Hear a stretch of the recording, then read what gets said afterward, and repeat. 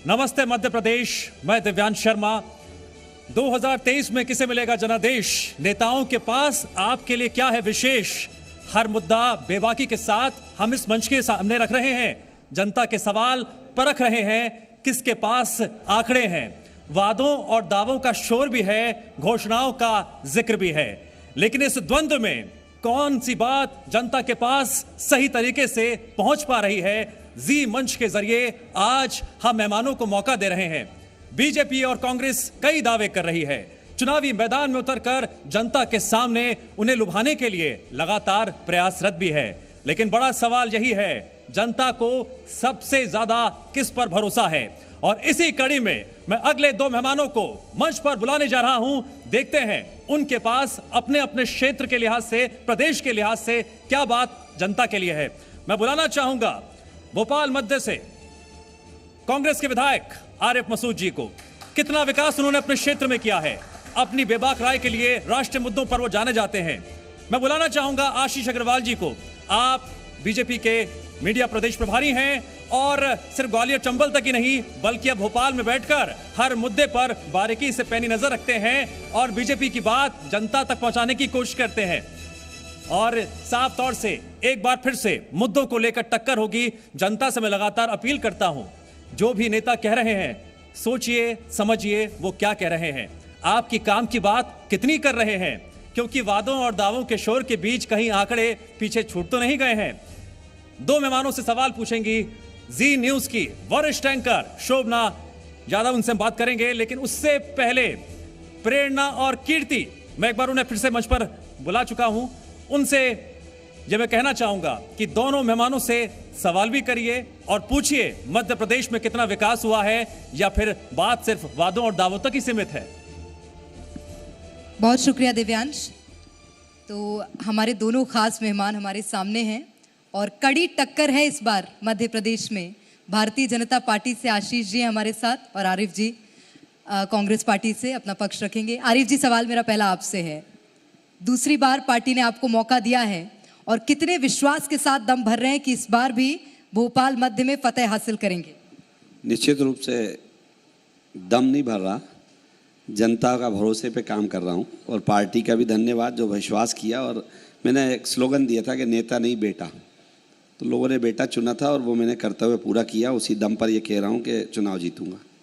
ठीक है, तो दम पर चुनाव जीत रहे हैं क्योंकि लोगों पर भरोसा है उन्हें। उन्होंने कहा कि बेटा, उन्होंने मुझे कहा है तो मैं ये मान रहा हूँ कि लोग विश्वास दोबारा से करेंगे। आशीष जी, सवाल आपसे है मेरा। आपकी पार्टी में बगावत देखी है हमने और हमने ये देखा है कि नाराजगी, क्योंकि पार्टी की अगर हम बात करते हैं तो दो तरह से चुनाव आप लोग लड़ रहे हैं। एक तो विपक्ष है ही और एंटी इनकम्बेंसी है, वो भी देखने को मिल ही रही है, और आपकी पार्टी में भी कहीं ना कहीं एक दूसरे से खटपट है, एक दूसरे से नाराजगी है। तो कैसे डील कर रहे हैं? देखिए, आपके प्रश्न में कई प्रश्न हैं। तो सबसे पहले तो मैं बता दूं कि कोई एंटी इनकम्बेंसी नहीं है, ये प्रो इनकम्बेंसी है। और इसकी आपको नब्ज भांपनी है तो जन आशीर्वाद यात्राओं में जब हमारे नेता निकलते थे तो लाडली बहनाएं जो अपने भैया के स्वागत के लिए खड़ी हो जाती थी। आज जब रैलियां होती हैं तो चाहे गरीब हो या बुजुर्ग हो या युवा हो, वो सब कतार लगा के अपने नेताओं के लिए समर्थन के लिए खड़े होते हैं। तो समझ आता है कि ये प्रो इनकम्बेंसी है। अब आपने कहा कि विरोधाभास, तो देखिए, जो दल विचार के लिए काम करते हैं, जहां पर स्वयं नहीं पार्टी पहले है, वहां पे विरोधाभास नहीं होते।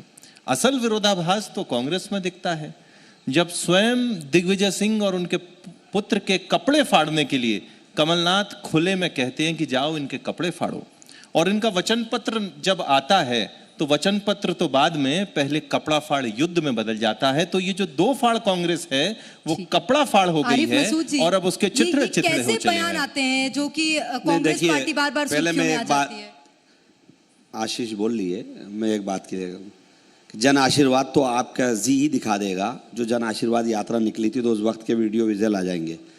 दिग्विजय सिंह जी की जो बात इन्होंने कही या जयवर्धन सिंह जी की, तो कमलनाथ जी का और उनका रिश्ता इतना आत्मीय है। अगर एक बड़े भाई ने छोटे भाई के लिए अपने भाई में ये बात करी तो उसको इशू बना लिया। और बाकी जो बुरहानपुर में हुआ, बुरहानपुर में नंदू चौहान के लड़के ने जो करा वो कौन गिनेगा? जो मध्य प्रदेश की दीगर जगहों पर हो रहा है उसको कौन पूछेगा? ग्वालियर चंबल संभाग में जो हो रहा है उसको कौन पूछेगा? उस पर कभी ये लोग टिप्पणी नहीं करेंगे ना बात करेंगे। आरिफ मसूद जी, बड़े भाई छोटे भाई वाला प्रेम जनता के बीच में क्यों जागता है ना हम कि वायरल हो जाते हैं आप? माणक भाई अभी हमारे साथ बैठे, अगर मिलेंगे हम कोई बात कह दें आप कहोगे ये इशू बन गया, तो आपने अगर ये इशू बनाया हमें एतराज नहीं है, अच्छी बात है, आप लोगों ने खूब उसको ट्रोल करा। हम तो ये बता रहे हैं फाड़ने वाला कि ये वीडियो तो काम मैंने भी देखा था, वो 2 लोगों के सामने आपकी पार्टी के नेता ने नहीं बोला था। मंदसौर के हमारे कार्यकर्ता थे, हमारे साथी थे, उनके बीच बोल दिया तो कौन सा बड़ा वो कर दिया। बात इतनी है कि आपके यहाँ तो हमारे तो कपड़े फाड़ने के शब्द से भाई ने भाई को कहा, आपके यहाँ तो लट चल गए। और अभी मुझसे पहले जब मैं आपके यहाँ में बैठा था तो भाजपा कार्यालय के अंदर तोड़फोड़ जो हुई उसका जिक्र अगर हमारे माणक भाई कर देते तो अच्छा होता। आशीष बोल नहीं पाएंगे कि भाजपा कार्यालय पे तोड़फोड़ किसने करी? जबलपुर में कुर्सियां उठ गई, कहते हैं एक दूसरे पर हाथापाई एक साथ हो गया, क्या कहेंगे उसको? आप कह रहे हैं कि हमारे में विरोधाभास नहीं है। देखिए, वो कत्ल भी करते हैं तो चर्चा नहीं होती, हम आह भी भरते हैं तो हो जाते हैं बदनाम। तो ये एक आध तरह की चीज तो ठीक है, पर ये कौन सी भाई भाई वाली संस्कृति है? कम से कम देश में तो नहीं, पड़ोसी पाकिस्तान में हो तो मुझे नहीं मालूम जहां पर भाई भाई के कपड़े फाड़ता हो। देखिए, कांग्रेसियों का मूल चरित्र ही कुछ ऐसा है। जब ये सत्ता में रहते हैं तो लूट की कांग्रेस होती है, विपक्ष में जब होते हैं तो झूठ की कांग्रेस होती है, और जब चुनाव में होते हैं तो टूट फूट की कांग्रेस होती है। तो वही आपको देखने को मिल रहा है। आशीष जी, आपके बगल में क्योंकि जो बैठे हैं वो अल्पसंख्यक वर्ग से आते हैं, अल्पसंख्यक वर्ग के नेता हैं, इसलिए मैं भारतीय जनता पार्टी से भी यही सवाल पूछूंगी, मौका क्यों नहीं दिया अल्पसंख्यक वर्ग को? नहीं, देखिए, इस देश में अल्पसंख्यक वर्ग को 75 साल तक वोट बैंक मानकर अगर किसी ने ठगा तो वही यही कांग्रेस है। नहीं, मौका क्यों नहीं दिया ये जवाब मुझे बोलने दीजिए।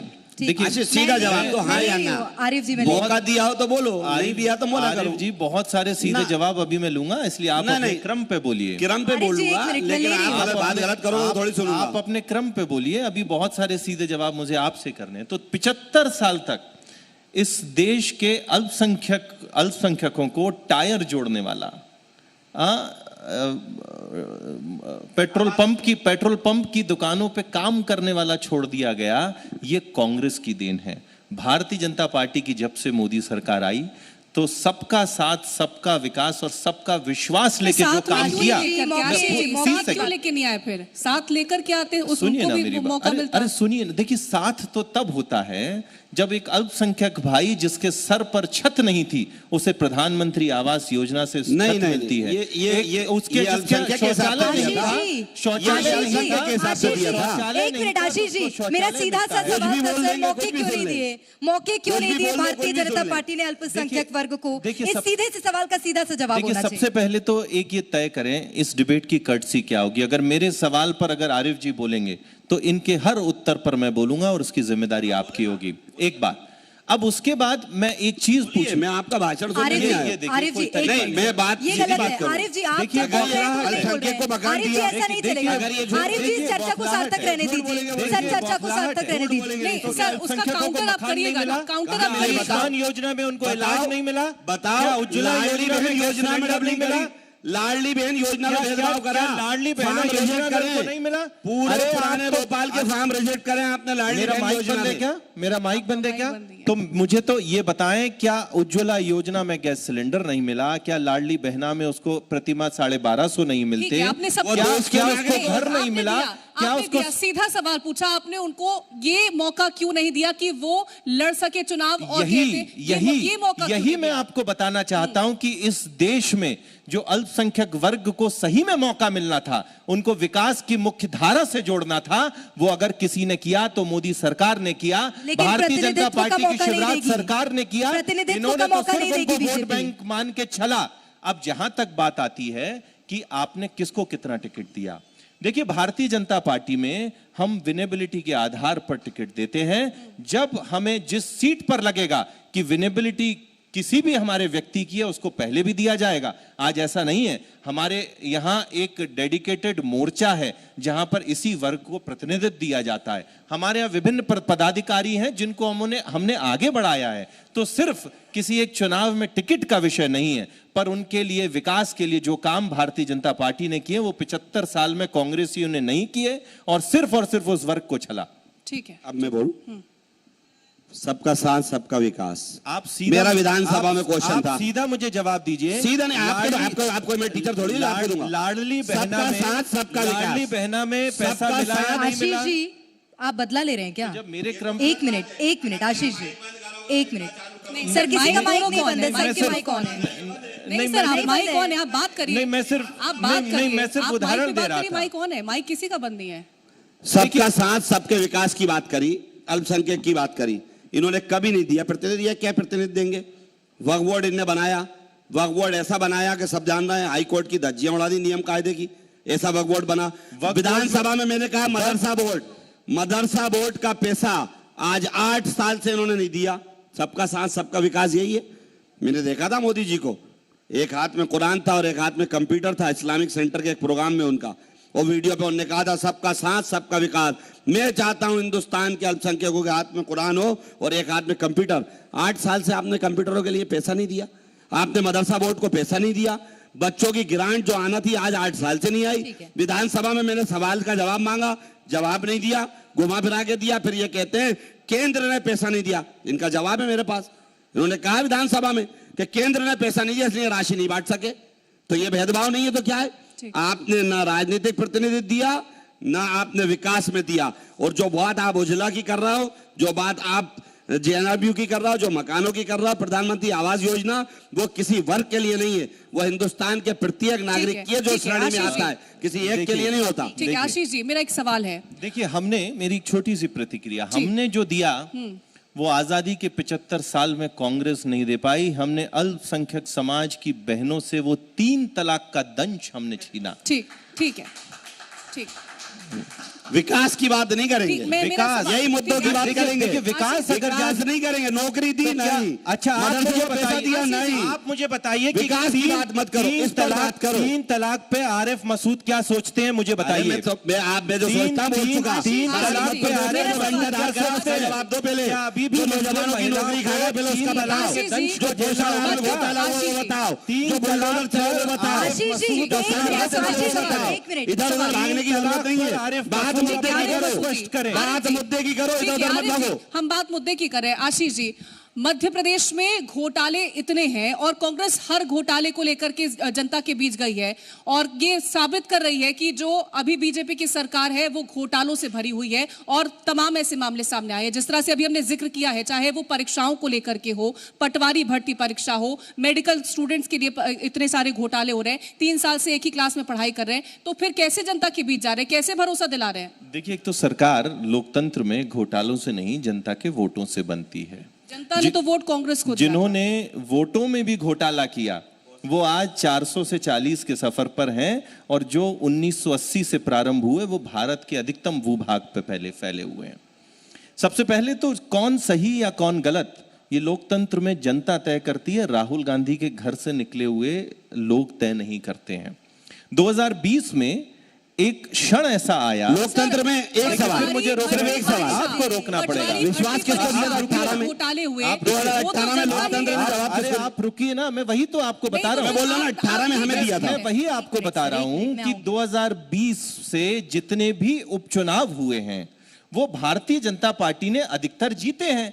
जनता का मैंडेट हमारे साथ है। 18 में तो हारे थे, उसके बाद क्या हुआ आशीष जी? जनता आपके सामने है, बता दीजिए। 2018 में वोट प्रतिशत हमारा अधिक था, आ गए वोट प्रतिशत कुछ सीटों से अब आ गए वोट प्रतिशत पे। एब्सोल्यूट मेजॉरिटी किसी के भी पास नहीं थी। एब्सोल्यूट मेजॉरिटी किसी के भी पास नहीं थी। आप जनता के वोट पर ही सवाल उठा रहे हैं कि वोट देखिए, आप भी बोलेंगे ये भी बोलेंगे तो काम नहीं चलेगा ना। मैं किसी के पक्ष में या किसी के हिस्से का नहीं बोल रही हूं। आप अपना प्रश्न रखें, मुझे उत्तर देने का आशीष मौका जी, दें। मैं वही तो बोल रही हूँ, आप जनता के वोट पर सवाल उठाएंगे क्या?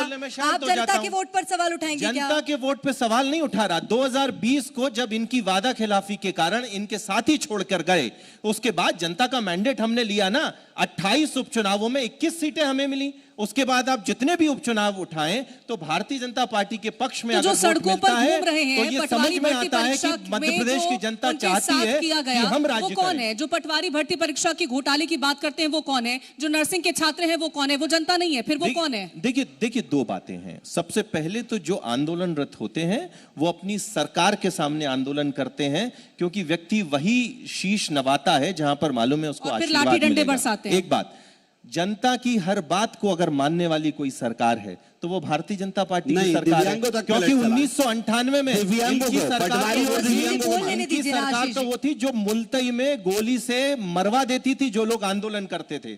हम आंदोलन करने इनकी वाले वो लोगों की सरकार है बात सुनते हैं जो उज्जैन और के उसके अंदर एक बाद उस बच्ची पर निर्णय निवस्त्र लेते हैं। चलती है। बाकी उसके निवस्त्र चलती है एक बच्ची, इन्हीं की सरकार में। अरे बच्चियों पे आप मुल्ताई क्या का 20 कहोगे? साल का उठा रहा हो अरे आप, बच्चियों और पे अभी आप क्या आपकी कहोगे? उज्जैन में घटना अरे हुई, बच्चियों उस पर पे आप क्या जवाब नहीं कहोगे? देंगे। मैं एक जरा एक याद निवस्त्र दिला दूं बच्ची घूमी बच्चियों ना, पे। तो 20 साल पहले मुल्ताई को ला रहा हो, तो पहले उज्जैन पे जवाब दे दो। आरिफ जी, बच्चियों पे आपकी क्या भावना है ये तो मुझे बहुत अच्छे से मालूम है। अरे सुनिए ना, आपने तो एक दिन कहा था हिजाब के विषय में कि बच्चियां कवर्ड ही अच्छी लगती हैं। अरे सुनिए, बच्चियां ताकने या देखने की वस्तु नहीं, बच्चियां ये नारी हिजाब स्वरूप पे मत हैं। लगाओ। बच्चियां चर्चा नारी उज्जैन स्वरूप में हैं। लगाओ। आरिफ जी, चर्चा उठी है तो यहाँ तक भी जाएगी। आगे बात चर्चा बताओ। उठी है तो यहाँ तक भी जाएगी आरिफ जी। चर्चा उठी यहाँ तक भी जाएगी। आप अपनी धारणा स्पष्ट कर लीजिए उज्जैन ना। का सवाल कर रहा हूँ। अरे आप बच्चियां अपनी धारणा बोल- स्पष्ट 20 कर साल लीजिए का ना। उदाहरण है। उज्जैन में बच्ची नंगी घूमी कि नहीं घूमी? ये क्या पूरा शब्दावली पूरा है? लोगों ने देखा। ये मुझे नहीं लगता कि वो कैसे घुमाया? ये शोभनीय शब्द शब्दावली नहीं है। है आरिफ जी, ये शोभनीय क्या शब्द नहीं शब्दावली है। है? और बड़ी चीज ये कि जब मैं उनसे सवाल कर रही हूँ तो आप सलाह नहीं दे रहे कि मुझे क्या सवाल करना चाहिए। अब मैं आपसे सवाल कर रही हूँ, चर्चा उठी है, बता दीजिए ना कि लड़कियों को कैसे कपड़े पहनने चाहिए। ये कमेंट करने वाले आप कौन होते हैं सर? ये हमारा फैसला नहीं है, ये हमें आजादी मिली है, हर मजहब को आजादी मिली है। वो अपने ढंग से आजादी बात तो करें। महिलाओं को भी मिली है ना सर तो जी, हमने आप पे डिसाइड ऐतराज नहीं करेंगे। करा। नहीं तो फिर वो आपने आप कर फिर दिया आप तो ही हमने का तो नहीं बयान है करा। ना कि महिलाएं तो ढकी हमने हुई कहा अच्छी जो जैसा लगती हैं। चाहे, ये हमने कहा नहीं, तो ऑप्शनल रखा नहीं, जाए। तो आप महिलाओं के लिए थोड़ी डिसाइड बात करेंगे ना मेरा सर। ये कि उज्जैन के अंदर मुल्ताई मैं को उज्जैन को उठाएंगे। लेकर के सवाल पूछूंगी उज्जैन के सर। अंदर मैं एक उज्जैन को बच्ची- लेकर के ये सवाल एक पूछूंगी, मैं हर जगह का सवाल घुमाया। पूछूंगी। लेकिन ये महिलाओं के लिए तो आप उज्जैन डिसाइड के नहीं अंदर करेंगे एक ना। बच्ची निवस्त्र घूमी है, और आप उसका महिलाओं की जवाब बात इनकी कर रहे हैं सरकार सर। ने नहीं आशीष दिया। जी, ठीक आपकी है। पार्टी के ऐसे नेता हैं जो बोल देते हैं कि सड़कें ऐसी हैं कि मैं नाम नहीं लेना चाहती कि उनके गालों जैसी सड़कें हैं। उसके बाद आपकी ही पार्टी के नेता कह देते हैं कि लड़कियां जो ऐसे कपड़े पहनती हैं वो सूट नखा लगती हैं। तो फिर वो बयान कहाँ जाते हैं? नहीं, देखिए, सबसे पहले तो आरिफ जी ने जो कहा वो उनकी पार्टी की मानसिकता को स्पष्ट करता है और मैं माननीय सोनिया गांधी जी से मतलब आग्रह हम ये करता हूं कि कहें जरूर कि वहाँ स्पष्ट बच्ची करें। निवस्त्र घूमी तो सुनिए घूमने ना, दें उसको। अरे बच्चियां आरिफ जी, कवर्ड अच्छी लगती है, ये बोलने आप दीजिए, कौन आरिफ होते जी, हैं कहने वाले? एक्शन क्या चर्चा लिया? में व्यवधान बच्चियां मत डालिए। ताकने की एक्शन वस्तु क्या नहीं लिया? होती। मैं ले रही हूँ सर, हाँ, अभी सुनिए, चर्चा और आगे इनकी चल रही सरकार ने है। एक्शन क्या लिया वो बच्चियां- बताएं। आरिफ जी, बच्चियां चर्चा आगे ताकने चल रही की है, वस्तु रुकिए। नहीं होती भैया, सनातन में समझिए। आपके यहाँ होती होंगी ताकने आपने- की वस्तु। नहीं। सुनिए, अब सुनिए ना, मुझे पूरा करने आपने दीजिए। सजा क्या दी ये उसको? बोलने देंगे क्या? हमारी सरकार होती है, हम ये सजा कोई देते हैं। आरिफ तरीका जी, नहीं हो सकता। सवाल के ये बाद कोई आप जवाब तरीका सुन नहीं हो लीजिए। सकता। अब विषय आता है कि देखिए, किसी भी तरह के बयान को जो निंदनीय है, भारतीय जनता पार्टी कभी उसका साथ नहीं देती। हम सदैव नारी शक्ति को स्वरूपा मानते हैं, देवी स्वरूपा, और हम वो हैं जो हर मन से उसकी पूजा करते हैं। और सिर्फ पूजा नहीं करते, हमारी सरकारें जहां बनती हैं, हमारी देश में सरकार बनी, नया संसद भवन बना, तो पहला बिल कौन सा पास हुआ? 33% आरक्षण। तो फिर मध्य प्रदेश जब में भारतीय क्या हो जनता गया? पार्टी की सरकार मध्य यहाँ प्रदेश पर में आई, क्यों अपराध जब बढ़े? जब मध्य जब- प्रदेश में महिला अपराध में क्यों दूसरे नंबर पर है ये प्रदेश? देखिए, आशीष जी, देखिए, सुनिए ना, और कितनी महिलाओं को टिकट दिया है? देखिए, सबसे राष्ट्रपति को क्यों नहीं बुलाया? वो महिला है। मुझे लगता है कि 3 राष्ट्रपति अक्षरों को के क्यों नहीं सामने- बुलाया? मुझे लगता है कि आरिफ जी, मेरी ये दरखास्त है आपसे। मैं चलिए। एंकर हूँ, मैं कीर्ति एंकर है यहाँ पर, हमें सवाल कर लेने दीजिए चलिए, सर। हाँ, तो हमारी सरकार जब मध्य प्रदेश में आई तो लाडली लक्ष्मी, जिसका रोल मॉडल पूरे देश में माना गया, वो हमारी सरकार ने दी। महिलाओं पर, बच्चियों पर नजर उठाने वाले लोगों को फांसी पर चढ़ाने की सजा अगर किसी ने पहली बार अगर सोची तो वो भारतीय जनता पार्टी लेकिन की अभी तक सरकार सजा ने। किसी को और नहीं अब दी है। अगर लाडली 12 बहना साल है की बच्ची का मध्य हो, 60 प्रदेश साल की में, महिला तो वो को आज हो, भारतीय का हो, जनता किसी का पार्टी हो, की लेकिन सरकार में फांसी ही की है। सजा किसी को नहीं दी ना सर। कह देना बहुत है, लेकिन फांसी की सजा दी किसी को? नहीं, देखिए, 2 बातें हैं। लगभग 57 लोग ऑलरेडी इस सजा के याफ्ता हो चुके हैं। बाकी इस देश में बाबा साहब का संविधान चलता है, जुडिशरी एक अलग व्यवस्था है और विधायिका उन्हीं एक के अलग वर्ग व्यवस्था पर है। सबसे ज्यादा अत्याचार भी मध्य प्रदेश में हो रहे हैं। पर अगर किसी सरकार ने सही में नारी सशक्तिकरण के लिए काम किया। आप हमारा सेक्स रेशियो उठा के देखिए, 10 साल पहले मध्य प्रदेश का सेक्स रेशियो क्या था, आज मेल फीमेल रेशियो क्या है, वो ये दिखाता है कि हमारी पॉलिसीज सही दिशा में जा रही है। जहां तक आपने बात किया महिला अपराध में, तो महिला अपराध में राजस्थान नंबर 1 है। गहलोत सरकार ने राजस्थान को रेपिस्तान बता दिया है और तो प्रियंका राजस्थान गांधी की जनता सोनिया डिसाइड गांधी उस पर करेगी। बोलती नहीं है। राजस्थान की जनता वहां भी डिसाइड कर देगी। आप मध्य प्रदेश की बात करिए। उत्तर प्रदेश में नहीं, आप मध्य प्रदेश की उत्तर बात प्रदेश में देखिए आप बलात्कार से छूट नहीं, के देखिए आने वालों को आवश्यक माला किसने इसलिए पहनाई? आरिफ जी। देखिए आवश्यक इसलिए है नहीं, आपने क्योंकि मुझे राज- चुप करा, मैं चुप हो गया। आवश्यक लेकिन अब ये राजस्थान की बात करेंगे आवश्यक तो इसलिए उत्तर है, प्रदेश में बलात्कार से छूट के आने वालों को माला पहनाई। आपके पास मैं आवश्यक सवाल उस पर भी इसलिए है, आवश्यक इसलिए है क्योंकि राजस्थान इस देश से अछूता नहीं है बिल्कुल। और वही दल जो राजस्थान में शासन कर रहा है वो मध्य प्रदेश की जनता को वादे कर रहा है। तो हाँ, तो कम फिर से आप कम स्वीकार कर लीजिए। कम से कम उत्तर उनका प्रदेश जो गवर्नेंस कर रहा है वो यहाँ के मध्य सामने प्रदेश रखना आपसे पड़ेगा। मिला है। राजस्थान में जिस तरह से महिला अपराध है 1 नंबर पर, उसके बाद प्रियंका गांधी यहाँ पर आती हैं, महिलाओं के लिए वादे कर देती हैं और लड़की हूं लड़ सकती हूं, ये इस तरह की कई उन्होंने स्लोगन दिए, ये हमने सुने हैं। उसके बाद जब वहां की महिलाएं यहाँ आकर के कहती हैं कि आप मध्य प्रदेश में तो वादे कर देती हैं लेकिन राजस्थान में सुरक्षा नहीं दे पाती हैं। राजस्थान सरकार ने सुरक्षा भी दी, कड़ी कार्रवाई भी करी, उनके ऊपर सख्त एक्शन लिया और कांग्रेस का पहले दिन वर्जन है। राजस्थान सरकार ने सख्त लेकिन एक्शन लिया, उत्तर प्रदेश- अपने मंत्री पर, उत्तर प्रदेश के जिसने अंदर- गहलोत पर सवाल उठाया। राजस्थान सरकार हाँ, ने तो हर उस उठाइए। नेता पर ये एक्शन कांग्रेस लिया का लोकतंत्र है। जिसने कांग्रेस ये की कांग्रेस का सरकार पर लोकतंत्र उंगली है। उठाई। एक मिनट, कांग्रेस एक में अगर मिनट, मंत्री एक को लगा गलत हो एक रहा है तो मिनट, मंत्री आरिफ जी बोलेगा एक तो मुख्यमंत्री मिनट, से। बहुत चतुराई से आशीष जी आपने मुद्दे को पूरा मध्य प्रदेश से राजस्थान की तरफ शिफ्ट कर दिया है, बहुत चतुराई से। मध्य प्रदेश की बात करिए आशीष जी। स्वागत है आपका। देखिए मध्य प्रदेश की अगर आप बात करेंगे तो मध्य प्रदेश में 2003 से 2023 का मॉडल सबके सामने है। मध्य प्रदेश की तो फिर मोदी, प्रधानमंत्री मोदी के चेहरे की जरूरत क्यों पड़ी आशीष जी? फिर प्रधानमंत्री मोदी के चेहरे की जरूरत क्यों पड़ी? देखिए कांग्रेसियों की बौखलाहट स्वाभाविक है, मुझे लगता है कि थोड़ी नहीं, शांति बौखलाहट चाहिए। जब सवाल आएगा तो बौखलाहट। प्लीज देखिए सुनिए ना, सर, ऐसे सुनिए। चलिए। ये मेरी रिक्वेस्ट है, प्लीज प्लीज जो ऑडियंस में बैठे हैं प्लीज वो नहीं, सवाल ना नहीं, करें। देखिए ना, गदर फैलाने वाले मेरे बगल में हैं तो सामने वाले थोड़े से शांत ठीक है। रहें। ये बताइए। तो आपने बहुत करा आशीष भाई, बहुत बोल लिया, बोलने से कुछ नहीं होता। रुक जाइए। उसी जनता ने चुन के भेजा है और 15,000 से भेजा और अभी आपके यहाँ जमानत जब्त करा के पहुंचूंगा। ठीक है, मैं तो देखिए तो ये अभी जमानत जब्त करा के पहुंचूंगा। देखिए ये तो नोट करके रख लेना। देखिए ये तो मध्य प्रदेश की जनता और आपके क्षेत्र की अरे जनता कह रहा हूं तय ना, उसी करेगी। जनता पे कह रहा हूं। आप जमानत जब्त करा दूंगा, तुम देखिए, चुनाव जो ले लोग लेते ना। बच्चियों को कवर्ड चाहते अरे ले हैं, लेते ना, चुनाव जो लोग ले लेते। बच्चियों आरिफ जी, को कवर्ड आरिफ जी, चाहते हैं, आरिफ जी, उनको आरिफ नहीं जी, भेजा जाएगा। सर इस चर्चा को सार्थक चर्चा रहने दीजिए, इसको सड़क की लड़ाई मत बनाइए सर। आप चुनाव बहुत बच्चियों नजदीक है, मुझे को- पता है कि फील्ड में किस तरह की बातें और किस तरह की बहसबाजी हो रही है। इस चर्चा को जी मध्य प्रदेश छत्तीसगढ़ का मंच है, जी न्यूज का मंच है, ये इस चर्चा को सार्थक रहने दीजिए। मेरी के यहाँ के ऊपर तो ऑडियंस खुद से रिक्वेस्ट मुकदमा है, है। मेरी आप आपके मेहमानों से भी पत्रकार के रिक्वेस्ट ऊपर है। मुकदमा दर्ज मुझे करा अच्छा दिया लगा उन्होंने। आपने जी, इंटरव्यू उसके किया। पिताजी को आशीष जी, बेचारे को 2-2 आशीष जी, घंटे बाहर आशीष जी से मेरा सवाल है। मैं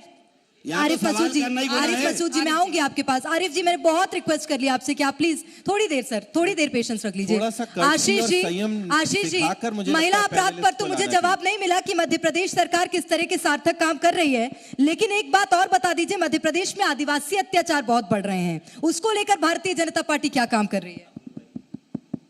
नहीं देखिए, आदिवासी अत्याचार मध्य प्रदेश में बिल्कुल नहीं बढ़ रहे हैं। सबसे पहले तो किसी भी डेटा का अध्ययन करने से पहले हम ये समझें सीधी कांड इस देश में सबसे ज्यादा आदिवासी जनसंख्या भारतीय जनता पार्टी की शासित राज्य मध्य प्रदेश में है। एक बात, कोई भी अगर आपने एक कांड की बात की तो उस कांड की प्रतिक्रिया क्या होती है? जिनने किया उनके घर को तोड़ दिया गया। अब देखिए फिर ये नहीं रोकेंगे तोड़ा, तो मैं लोगों छोड़ ने के बोला। चला जाऊंगा। देखिए रुकिए, नहीं तोड़ा। सर, हाँ जवाब ले, रुकिए सर, जवाब ले। जिनने किया उनके घर को तोड़ दिया गया, पूरा उनको घर नहीं सलाखों टूटा। के पीछे पहुंचा दिया गया। और इस देश में पहला उदाहरण जब किसी मुख्यमंत्री ने किसी पीड़ित के सम्मान की वापसी के लिए उसके पैर को पखेरा हो। आप बताइए, राहुल गांधी, सोनिया गांधी से लेके इनकी जब तक परदादाओं की सरकारें थी, किसी ने किया क्या? एक बात, इस देश में किसने बिरसा मुंडा जी को पहली बार सुना? हमारी सरकार के समय टांटिया मामा को कौन जानता था, रानी कमलापति जी को कौन जानता था? अरे पैसा एक्ट ये 1996 में ले आए, इन्होंने कभी लागू नहीं किया, इन्होंने सिर्फ और सिर्फ आदिवासियों को छला। भारतीय जनता पार्टी ने उनके मानकों को, उनके प्रतिमानों को स्थापित किया और उनको पैसा एक्ट जैसी, जिससे जल जंगल जमीन के उनके अधिकार सुरक्षित हों, उसको सुनिश्चित किया। अगर किसी सरकार ने काम किया अगर इतना आदिवासी के लिए, सुरक्षित करने वाली बात कर रहे हैं आप, तो जब मुख्यमंत्री का काफिला गुजरना था, एक महिला के घर को हरे कपड़े से ढक दिया गया था। जब खबरें वायरल हुई, तस्वीरें निकल के सामने आई हैं, तब उसके देखिए, मेरी जानकारी में ऐसा कोई विषय नहीं है, पर मैं इतना जानता हूं, आदिवासी क्षेत्रों में जो उनके जितनी भी सभाएं हुई हैं, वो आदिवासी समाज ने जो आशीर्वाद दिया है वो ऐतिहासिक है। और इस बार जब 3 तारीख को मध्य प्रदेश की जीत का आकलन किया जाएगा, तो आदिवासी सीट और आदिवासी समाज ने जो आशीर्वाद दिया है उसको सदैव याद रखा जाएगा। ठीक है, ठीक है। मैं 1 मिनट, मैं बार बार मैं ये ऑडियंस से बार बार रिक्वेस्ट कर चुकी हूँ, सवाल का जो काम है वो हमें ही कर लेने दीजिए कृपया। आरिफ जी, मेरा सवाल आपसे है, क्योंकि आदिवासी अत्याचार की जब बात होती है तो सवाल कांग्रेस पार्टी पर भी उठेंगे, क्योंकि मैं 2018 से 2021 के आंकड़े का जिक्र बार बार कर रही हूं, जिसमें मध्य प्रदेश टॉप पर आया था। 2018 से लेकर 2020 तक तो पार्टी ने प्रतिनिधित्व आपकी भी किया। देखिए, जैसे ही आदिवासी की घटना बढ़ी, ये प्रायोजित ढंग से मध्य प्रदेश में शुरुआत हुई थी 18 में, लेकिन तत्काल इस पर लगाम लगाई गई और कमलनाथ जी ने बहुत सख्त एक्शन लिए। और उस दौर के आप आंकड़े उठाएंगे, सख्त एक्शन बता देंगे आप बता दीजिए। आपने कहा अभी कि वो मकान टूट गया, तो आप बता दीजिए उस पे एनएसए लगी, तो बताया उस पे एनएसए लगी। इस मध्य प्रदेश में बुलडोजर चलाना हमने शुरुआत किया। बुलडोजर चला, खरगोन के दंगों में बुलडोजर चलते हैं, तो आपत्ति किसको? बुलडोजर चला आदिवासी के मकान, आपत्ति किसको होती है? आदिवासी के मकान पे बुलडोजर चला था। पेट में दर्द किसको होता है? अरे हम तो होता है ना, बिल्कुल होगा। अरे कहीं भी चलाओगे तो होगा, कमलनाथ ने क्या किया मैं बताता हूँ। आप बता दीजिएगा, उन्हें बोलने दीजिए, फिर आप बता दीजिएगा। आशीष जी, उन्हें बोलने दीजिए। एनएसए लगाई क्या इन्होंने? एनएसए नहीं लगी। उसका छज्जा तोड़ा, वीडियो वायरल हुआ। जब पूरी मीडिया ने कदर करा तो बुलडोजर भेजा गया 2 दिन बाद। 2 दिन बाद, और जब बुलडोजर पहुंचा तो बुलडोजर पहुंचते ही सिर्फ एक टीन शेड गिराया और ये कह दिया कि हमने तोड़ दिया। वो वीडियो भी आया। कमलनाथ जी के टाइम ऐसा नहीं हुआ। ये जो बुलडोजर संस्कृति थी, ये कमलनाथ जी लेके आए थे माफिया के खिलाफ, और कमलनाथ जी ने माफिया पे एक्शन लिया था, जनता पे नहीं लिया था। इन्होंने उसका दुरुपयोग करा। इन्होंने ये करा कि आप जो दिख जाए, इनके पक्ष में जो बोलो, जो बात मैंने कही, जो बोलेगा उसका मकान टूटेगा। और हमारी तो छोड़ो, आपके जी के एंकर, उसके ऊपर इतने मुकदमे लगा दिए, उसके पिताजी को प्रताड़ित कर दिया सवाल उठाने पर।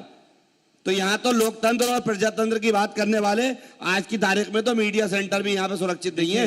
ये लोग हमसे क्या बात करेंगे? देखिए सुनिए ना, देखिए सुनिए ना, मुझे माफिया से याद आया, इनके एक नेता पूर्व मंत्री उमंग सिंगार ने इनकी सरकार के समय कहा था कि शराब माफिया, रेत माफिया दिग्विजय सिंह है जो पर्दे के पीछे सरकार चलाते हैं। तो अगर सही में माफिया के विरुद्ध कार्रवाई हुई तो वो बुलडोजर दिग्विजय सिंह के यहाँ क्यों नहीं पहुंचा? और आज तक उमंग सिंगार अपने बयान पर कायम है और दिग्विजय सिंह ने भी इसका खंडन नहीं किया है। तो माफिया के विरुद्ध कार्रवाई क्या थी, ये तो पूरी जनता ने देखा है। ठीक है, अब जनता देख रही है और जनता चुनेगी भी कि आखिरकार उनकी आने वाली सरकार कौन सी रहेगी। चर्चा को हम इसी तरह से आगे बढ़ाते रहेंगे। बहुत शुक्रिया है आप दोनों का हमारे साथ इस मंच पर आने के लिए और चर्चा करने के लिए।